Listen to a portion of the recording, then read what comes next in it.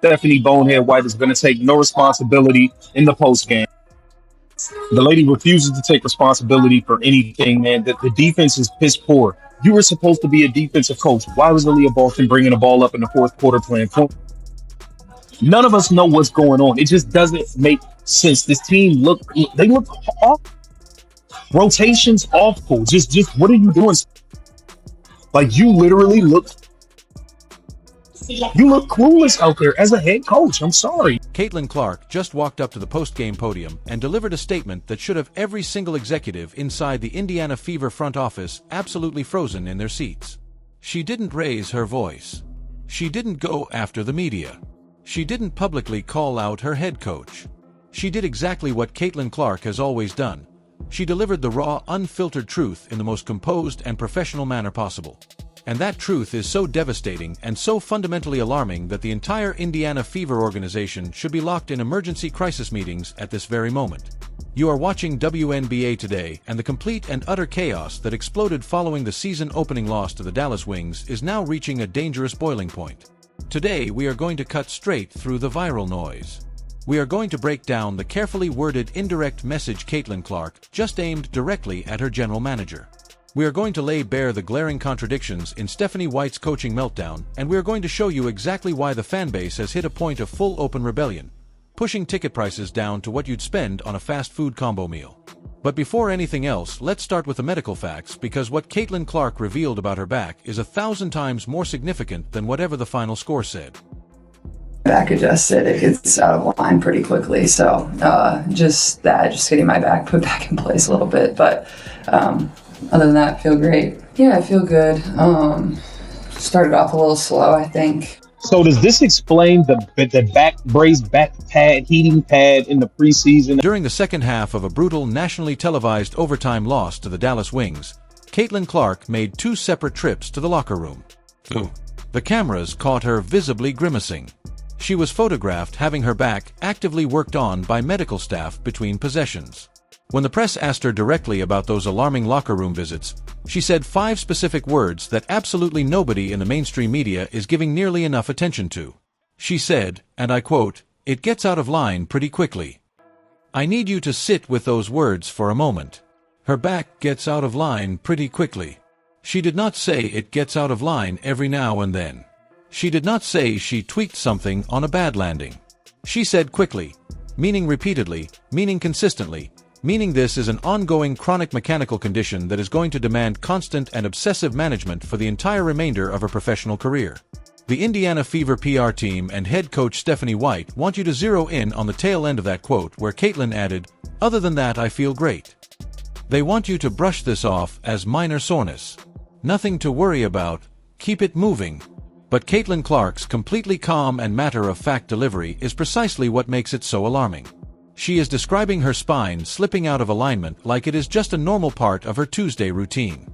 And while she was casually dropping that deeply unsettling medical reality at the podium, Stephanie White was sitting in that exact same seat moments later, admitting to a catastrophic failure in her coaching.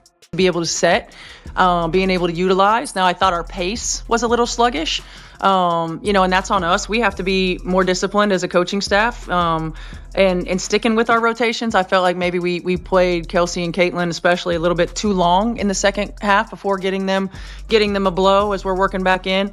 But we got some really good looks. I mean, I think that was exactly what we wanted to get. This lady is clueless, man. This lady. Here's the rewritten version. Same length, punchy, and engaging. Stephanie White stood at that podium and publicly confessed that she completely mismanaged the physical workload placed on her superstar. White admitted directly, "I feel like maybe we played Kelsey and Caitlin, especially, a little bit too long in the second half before getting them a blow."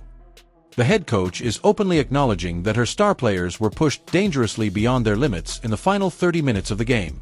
The franchise player is simultaneously revealing that her back slips out of alignment rapidly and requires multiple physical adjustments during the game itself. Both of these statements landed at the exact same press conference, and nobody is connecting them. So let me connect them for you right now. If Caitlin Clark's back goes out of alignment quickly, the Indiana Fever absolutely cannot afford to run her 35 to 38 minutes every single night. They have to manage her minutes aggressively. They have to get her off the floor. But here is the truly horrifying catch-22 at the center of all this. They cannot get her off the floor because the front office completely failed to build a bench that is capable of putting the ball in the basket. Look at the cold hard numbers from opening night. Caitlin Clark, despite needing her back physically adjusted mid-game, still delivered 20 points, 7 assists, and 5 rebounds. Kelsey Mitchell poured in 30 points. Aaliyah Boston added 23. Your 3 stars combined for 73 points. But the secondary guards and wings, the players specifically paid to give Caitlin Clark and Kelsey Mitchell a rest, completely fell apart. Sophie Cunningham played 25 minutes and finished with exactly 3 points. Lexi Hull went 0 for 2 and scored nothing. Rookie Raven Johnson contributed 2 points. Tasha Harris played 4 minutes and scored 0. And Chastity Walker-Kimbrough, the veteran who erupted for 18 points off the bench in the preseason, sat in street clothes because of a deliberate coaching decision. That is the mathematical disaster Stephanie White finds herself buried in. But it is a disaster she is personally making worse with her own decisions at every turn. She knows Caitlin's back is an ongoing issue. She knows her stars desperately need rest. And yet she consciously chose to bench her highest-scoring preseason reserve. And this is exactly where the absolute brilliance of Caitlin Clark comes into focus, because what she said at that podium was not simply a medical update. It was a carefully crafted and deeply professional message aimed directly at General Manager Lynn Dunn and Team President Kelly. Going to win, but our offense is obviously not the issue. We're perfectly fine on offense, and there's still so many things we can do better on that end of the floor. But I mean, you got to give Dallas credit; they're really good. They shot the ball incredibly well. Really, the only quarter we put together was the third. I guess in the fourth we were fouling. So, but figured it out a little bit there in the third. We just got to be able to do that a little more consistently. But it's a great test. It was a great game. Our locker room was positive afterwards. So we're not going to hang our heads. We're going to move forward. A lot to be proud of. And Caitlin Clark is not pointing fingers at anyone. She is not throwing tantrums or causing drama. She is taking complete and total ownership of her own body and her own situation. That is exactly what true generational leaders do. But by openly and casually acknowledging this chronic back condition in public, she is subtly and brilliantly communicating to the organization precisely what she needs from them.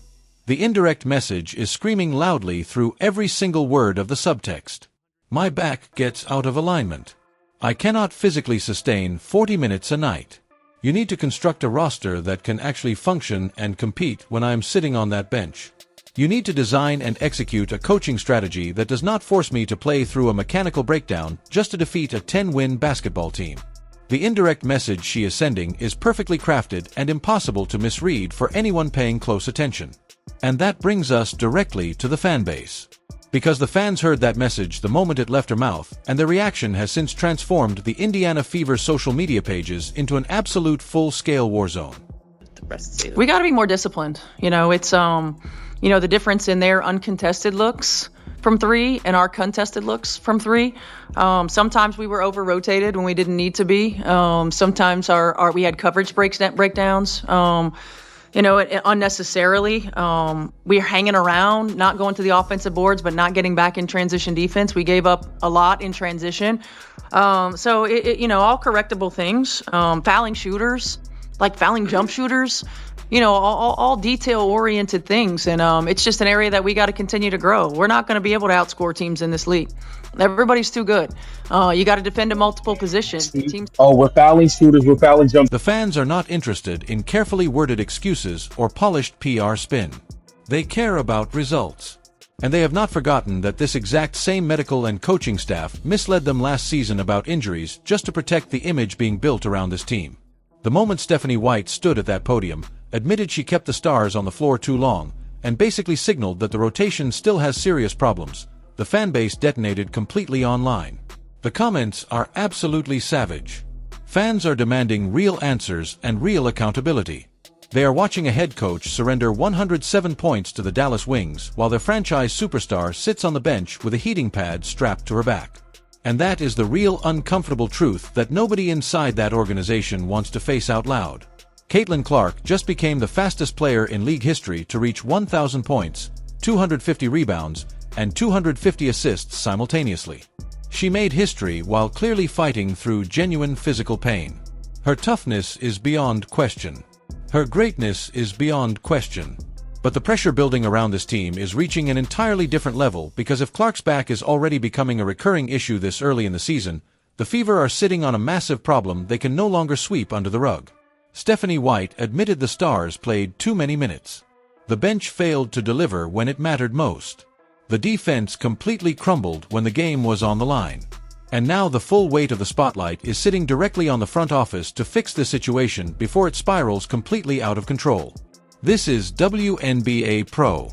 We read between the quotes, we connect every dot, and we say the things out loud that the mainstream media refuses to touch. Now I want to hear from you. Did Caitlin Clark quietly send a direct message to the Indiana Fever organization after that loss? Are you genuinely concerned about the back issue turning into a season-long problem? And do you believe Stephanie White deserves real blame for the way this game was managed from the sideline? Flood those comments right now. Smash that subscribe button. Hit the notification bell and stay locked in because the pressure surrounding the Indiana Fever is only going to grow from here.